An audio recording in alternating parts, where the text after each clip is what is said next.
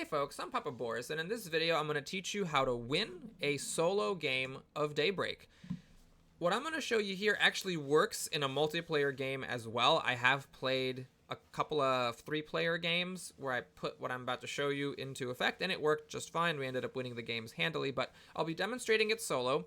This is an interesting game because if you look on the forums, there are people who are like, this game's too easy and you've got to use challenge cards for it to, have any kind of challenge. And then there's other people who are like, this game is impossible. How does anybody win this? So if you're leaning more towards the second category, I've got good news for you. I think that in a video I can show you how to win this game fairly straightforwardly. When you play this game with the strategy I'm about to show you, you will win handily in the 3rd round. If you get very unlucky or make some mistakes, you might have to go all the way to the 4th round, although you're never going to be in any danger of losing. And with some good luck, you can actually win in round 2, though that is pretty rare. So in this video, I'm going to shoot for winning by the end of round 3. This is not, by the way, necessarily the only strategy or even the best strategy. It's just a very simple method I've discovered for winning the game pretty consistently. Let's start with our global projects. Now, we actually got pretty lucky here because these are both pretty good. Good rule of thumb is if you got to tuck something, just ignore it. It's garbage. What you like is things that give you stuff for free.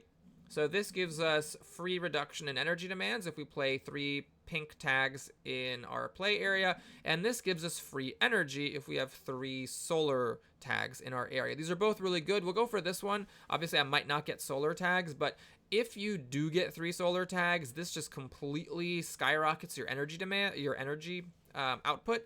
And as we'll see, energy is very, very helpful towards winning. So we'll go ahead and grab that and lock in the vote.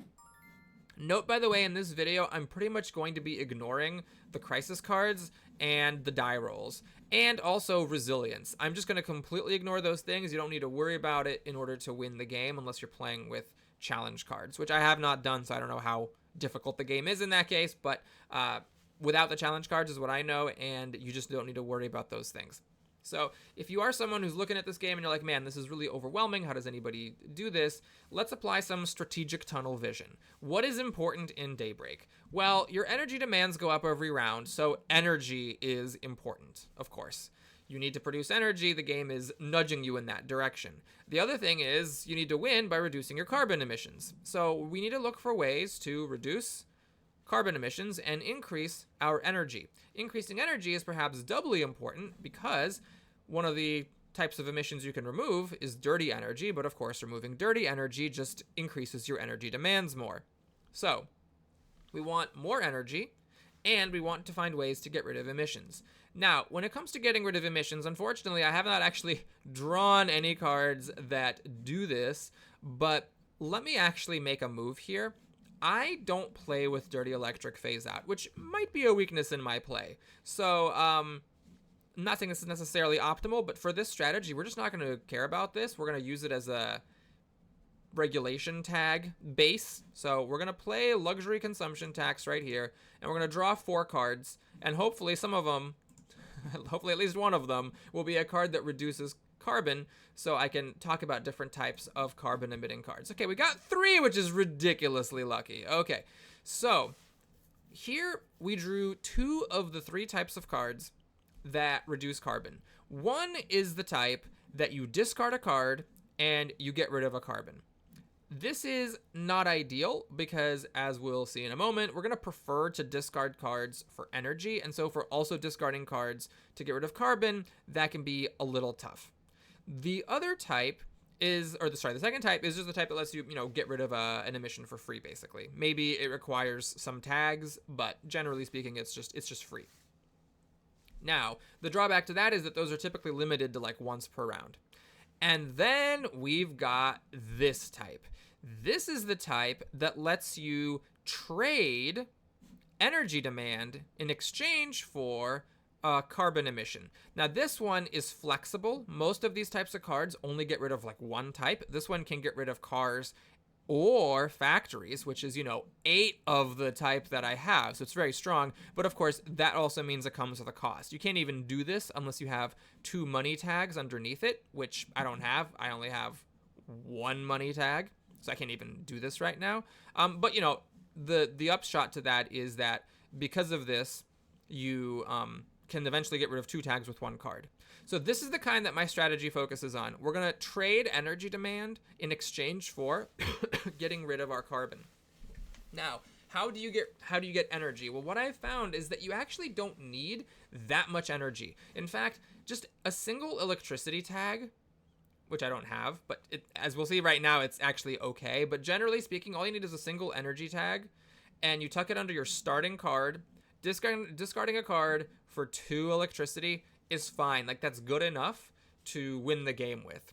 In this case, we actually have something quite a bit better, but if you're not lucky like I was here, that's okay. You can still do just fine tucking any kind of electricity tag under your starting card. Oh, but Boris, what if I don't get an electricity tag? Well, you have built in at the beginning of the game some ways of drawing cards.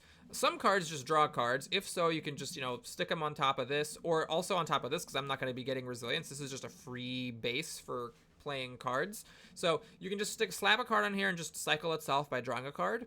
If you get a plug, I'm not going to be using nuclear energy here. So if you get a plug, any plug tag, you can tuck it under here, and that basically cycles because it lets you do this and draw a card.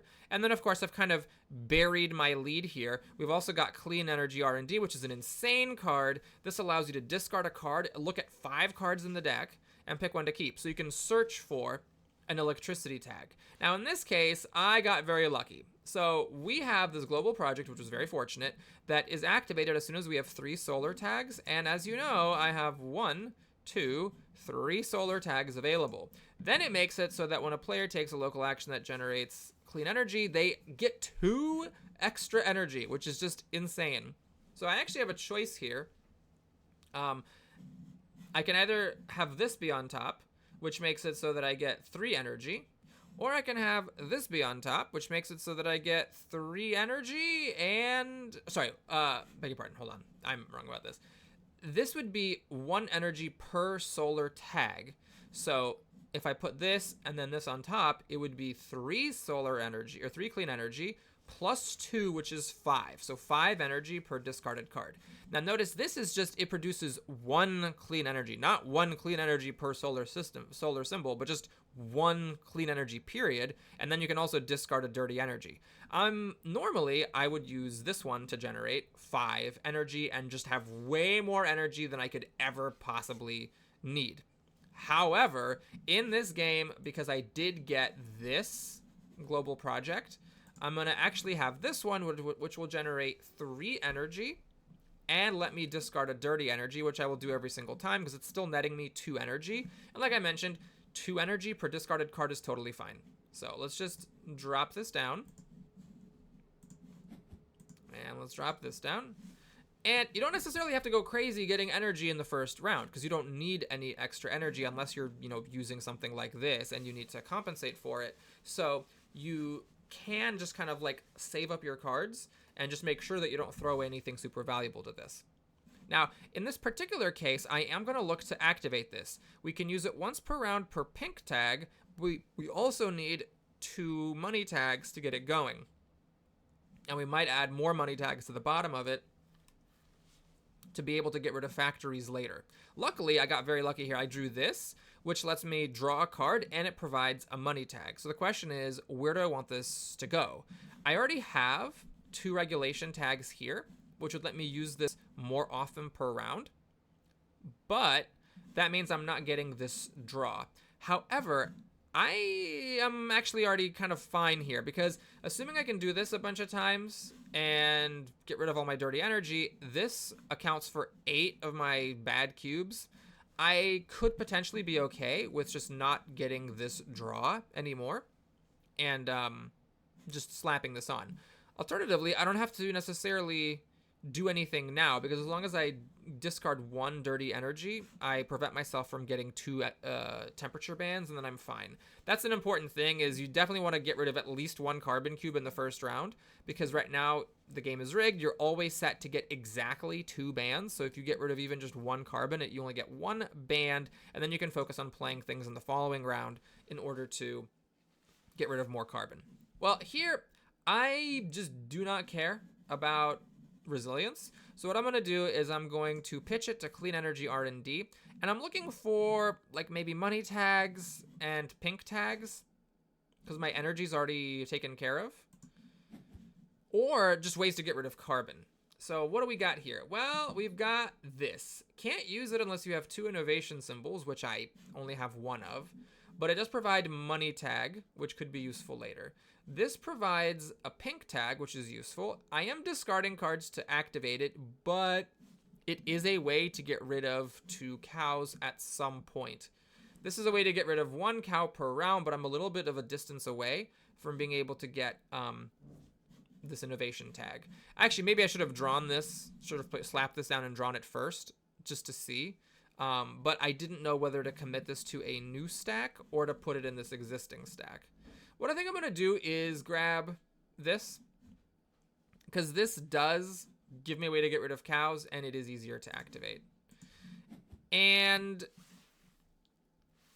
so the question now is, do I want to get rid of any carbon tags right now by using this, or do I want to save this and like draw a bunch of cards next turn with it?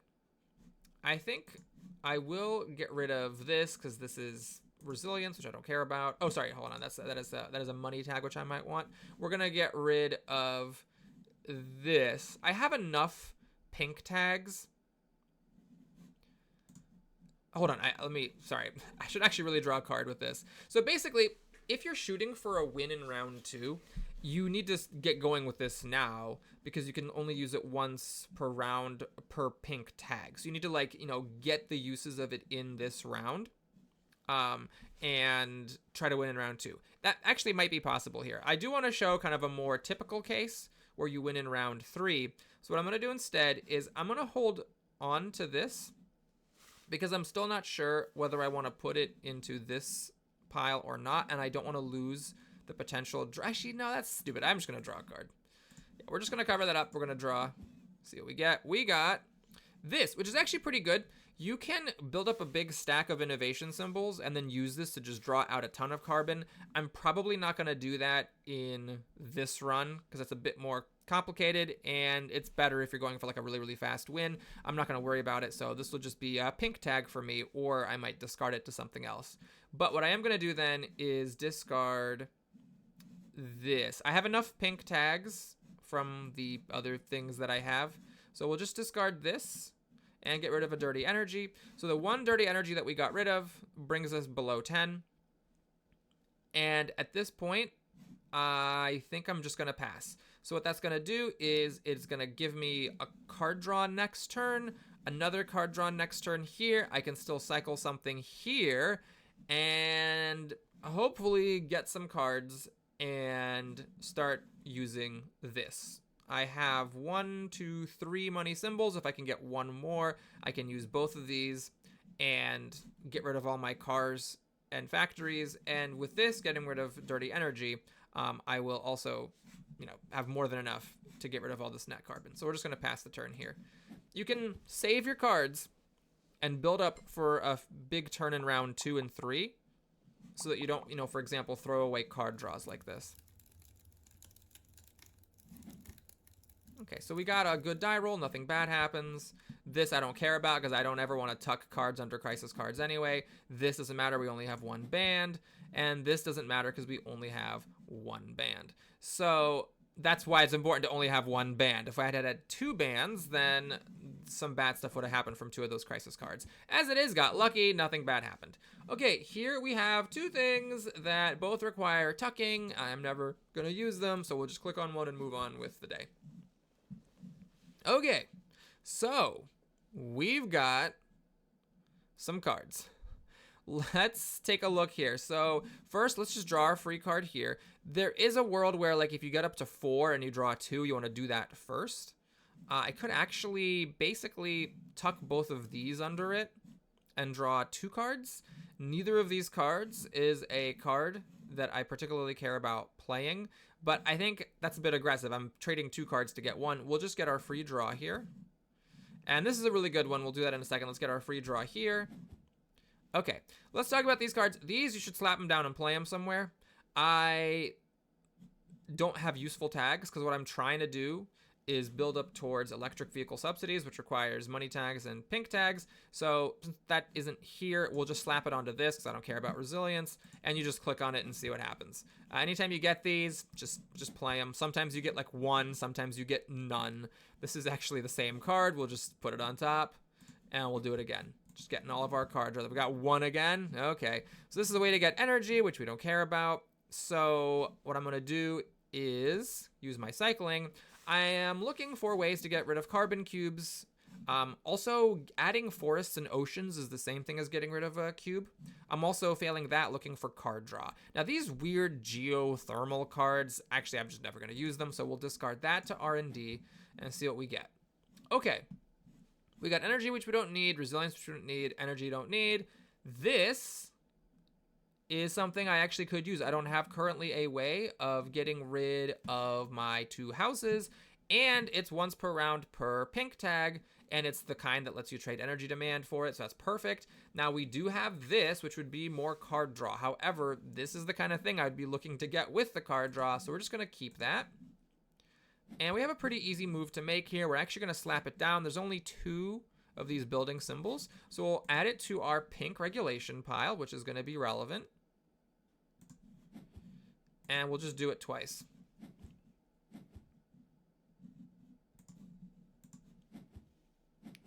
Okay, so we've done that, and now we need to get going with our electric vehicle subsidies. So we're going to slap it down. Luckily, we did have that self-cycling card that we drew 2 cards from.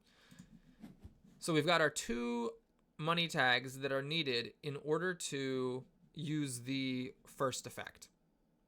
Actually, should I have played this first? Oh, I don't have any plugged. I was thinking I should play this first to get the gold, the money tag, and then use it before playing this on top of it. However, it's once per round per plug, and I don't have any plugs, and I'm going to be getting rid of my dirty energy here. So without worrying about that too much, we'll just end up tucking this underneath at some point. In fact, let's just do that right now because it's definitely what I'm going to do with that card. Okay, so we got 3 money tags, and we can use this 5 times per round. So let's get started. We got 3 cards that we need to get rid of. 1, 2, 3. There go our cars. Now, to get rid of the factories, I need 1 more money tag, which I have, so we'll just tuck it underneath. And let's just be a little bit cautious for a second here. Let me see here. Let's get rid of some more of these geothermal cards that we don't care about. Get 2 energy. Let's get rid of this power plant that we don't need. Get 2 energy. Let's get rid of the solar plant that we don't need. Get 2 energy. Okay, so now we've got an extra energy demand here. So let's go ahead and use this. Do I have 4? Okay, I have 4. So we're going to get rid of one of our factories. And I've used it 4 times, so I can do it again because I still have cards to spare. We'll get rid of... sorry, so we need to draw 1 more card. So, discard 1 more card to get energy. So let's do it. Okay, so we have enough energy now. And I could tuck this underneath to use this an extra time to use up my last energy here. But I think what actually makes more sense is just to put this down here. And since I have enough energy for the moment, I can simply get rid of both my animals. Oh, it's once per round per pink tag. Oops, and there's only 1 pink tag in this stack. Oh, that was silly of me. Okay, well, what I'll do is, since I'll use this energy eventually anyway, I'll just discard this, get 2 energy, and get rid of my last dirty energy. And oops, I was talking about how I was intending to show a 3-round win. But because of this global project giving me 2 extra energy and the fact that I was able to get 2 solar tags in addition to the starting solar tag in round 1, you can see the effect of that. It just gave me ludicrously efficient energy and carbon removal, and that in conjunction with this basically just 1 card let me get rid of a butt ton of energy, or a butt ton of carbon. I actually didn't even need to do this. I would have had, -2 instead of -4. So we are going to win in round 2 here. But to recap, the basic idea is you find some way of getting energy. Here, all you need for this starting card is just one electricity tag tucked underneath it, and you can discard a card for 2 energy. It's what I was doing. I was discarding cards for 2 net energy. I was just also getting rid of dirty energy while I did that. So let's say I hadn't been getting rid of dirty energy. Let's say that I had just tucked an electricity tag underneath here, and I was just discarding a card for 2 energy without getting rid of dirty energy. My net carbon now would be 2, because I would still have all of my starting 6 dirty energy. And then you can imagine, you know, in the next turn, with my 2 net carbon, I would happily get rid of my remaining 3 factory symbols, find, let's say, any card that I could use to get rid of my dirty energy, and I'd win the game in round 3 pretty easily. But as it is, we'll pass the turn, so we get to watch the cool animation. I didn't quite get rid of enough carbon. I was 1 short of removing a band, but bands can be removed if you suck enough carbon out of there. All right, we get a tipping point. Oh, no. Oh, no. Oh, no. Oh, no. And we win. Thanks for watching, everybody. Hope you enjoyed it. Please like and or subscribe, and I'll see you again soon. Take care.